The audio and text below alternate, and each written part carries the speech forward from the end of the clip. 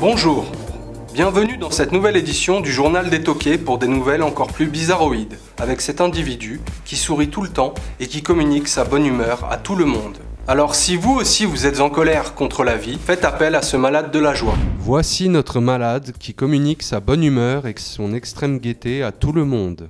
La vie est tellement courte, alors il faut sourire à la vie, il faut rigoler.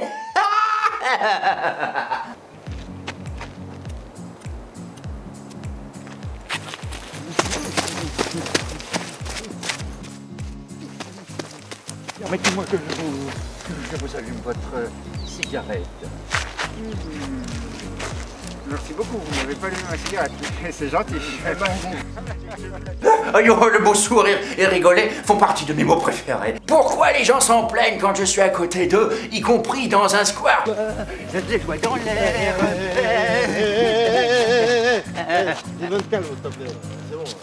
Il y a la joie de vivre. Oh non, on peut croire que je me force, mais non. La vie est beaucoup trop ennuyeuse. Je suis encore un déchet devant une poubelle. Pourquoi? Je me fais râler tous les jours et je vis mieux.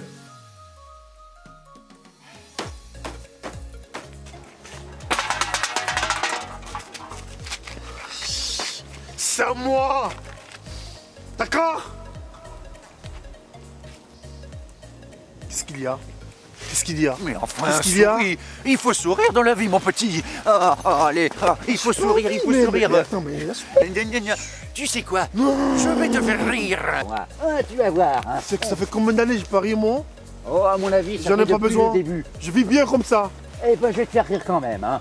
Essaye au moins, si tu ne peux pas avoir les rideaux. Est-ce que tu connais la différence qu'il y a entre une autruche et une armoire à glace? Arrête. Une autruche, c'est un oiseau qui dort debout. Et une armoire à glace, c'est un meuble. Je rigole. Comment? Sans transition, nous allons vous raconter une histoire des plus singulières. En effet, notre équipe a pu suivre un homme qui recherche un objet perdu. Découvrez notre sujet. Ouvrez-moi.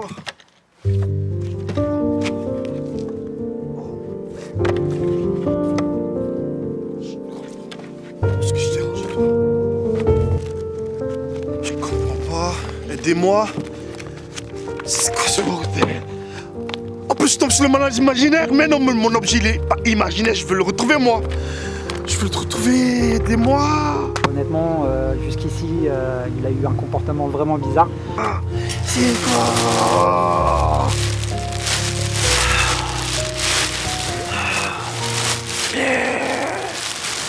On a déjà essayé de discuter avec lui et il est tellement dans son truc de chercher quelque chose en fait au final qu'il ne fait même pas attention aux personnes qui sont autour de lui.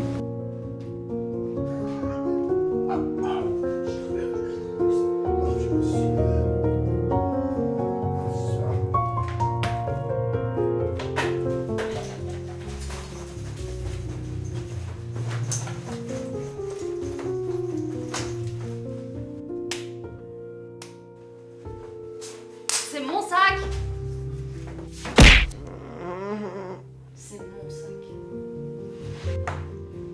Ça me fait mal au cœur, hein, très clairement. Hein. On peut pas rester insensible. Je ne connais pas cette personne et je ne tiens pas spécialement à la connaître. Il m'a déjà particulièrement embêté une fois, mais une seule. Un jour, je l'ai vu, il était en train de fouiller dans un des pneus de ma voiture. Alors je lui ai dit d'aller dégager ailleurs et il n'est plus jamais revenu m'emmerder. Tu vas sortir ce trou là? Putain, bordel! Nom de Dieu! Ah. Qu'est-ce que je vais faire? Putain! Ce qu'il cherche, je ne sais pas ce qu'il cherche. Peut-être un billet de loterie, ses clés, un trésor, sa pièce d'identité, j'en sais rien et honnêtement j'en ai rien à faire. J'ai jamais eu l'idée de l'aider à chercher. Déjà parce que je ne sais pas ce qu'il cherche. Si ça se trouve, il cherche ses clés parce que je trouve qu'il a le profil d'une espèce de vagabond avec une camionnette. Donc si ça se trouve, il a perdu ses clés, ce qui arrive à tout le monde. Mais ne sachant pas, je préfère le laisser continuer sa quête tout seul. C'est S'il peut tomber sur un billet de 500 €, pourquoi pas, ça lui serait bénéfique, mais bon. Aidez-moi.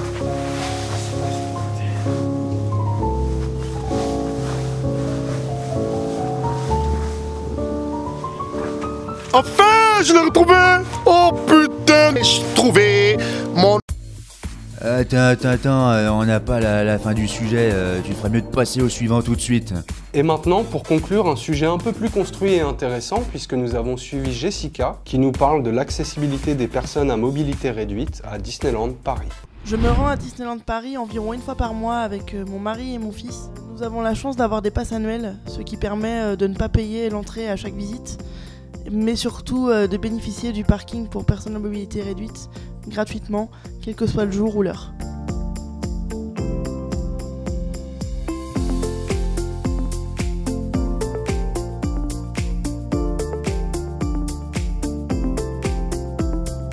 Je n'ai pas d'appréhension particulière lorsque je me rends sur les parcs, car je sais que Disneyland Paris met un point d'honneur à toujours améliorer l'accessibilité. On peut demander une carte de priorité ou de facilité lorsqu'on arrive dans le parc.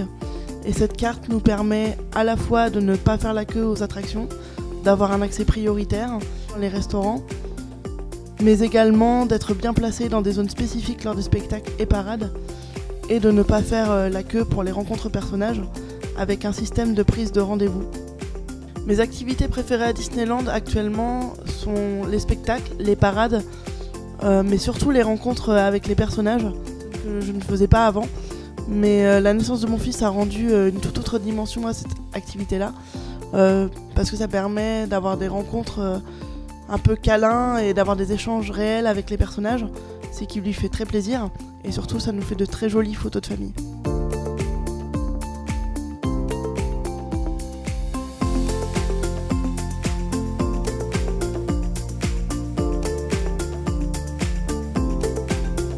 Concernant les améliorations possibles, je ne vois que le fait d'adapter au mieux les anciennes attractions, car si les nouvelles attractions sont souvent équipées de véhicules avec rampe intégrée pour qu'on puisse rentrer directement dans l'attraction avec nos fauteuils roulants, ce qui est notamment le cas de l'attraction Ratatouille, ce n'est pas le cas des anciennes attractions qui pour la plupart nécessitent de pouvoir se transférer un minimum avec l'aide d'une tierce personne.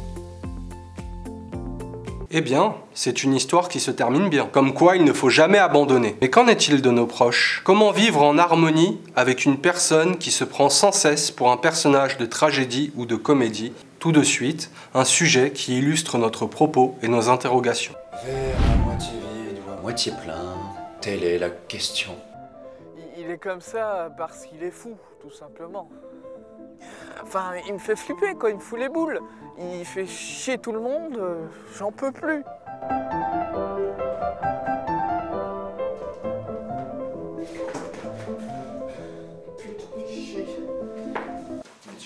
Mais qu'entends-je? Une telle vulgarité n'est point acceptable dans une telle société. Mais pour qui tu te prends? Et toi, pour qui tu te prends? Ça va pas dans ta tête? Oh, sacre bleu, c'est toujours la même chose, c'est toujours la même rengaine. Hein. Ce n'est plus possible. Allez, c'est comme ça, je peux rien y faire. Malheureusement, ça ne se passe pas très bien entre nous. Et enfin, voilà quoi, je suis dépassé. Dès qu'on veut lui parler, il nous sort son théâtre. Donc c'est devenu un peu compliqué, quoi. Donc vraiment, en ce moment, je sens que ça va plus, quoi. Je vais finir par lui rentrer dedans, ça continue. Je n'en peux plus. Il est bizarre, ton frère. Il a subi un traumatisme post-synoïdal du cortex préfrontal, entraînant de multiples lésions au niveau de ses cellules. En gros, un jour, il s'est présenté à une audition et il l'a raté. C'était le rôle de sa vie et il s'est escrapoté, rétamé.